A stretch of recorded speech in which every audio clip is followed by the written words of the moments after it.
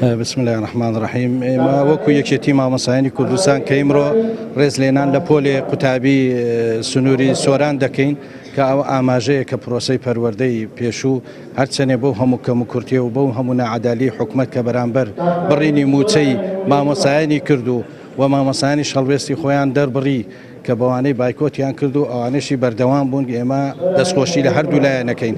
بەڵام ئەوەی کە ئێستا هەیە دواخستنی موچە و خشتەی موچە و پاشەکەوتی موچە بەڕاستی حکومەت هیچ بەڵێنێکی جێبەجێ نەکردووە.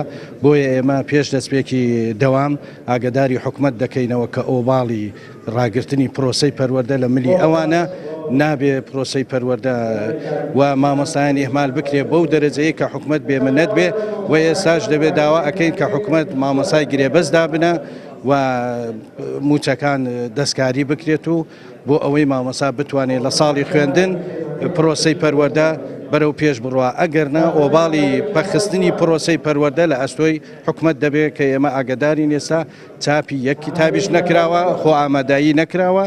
بەڕاستی ئەمە ئەو پەڕی بێڕێزیە بەرامبەر مامۆسایان و پرۆسەی پەروەردە.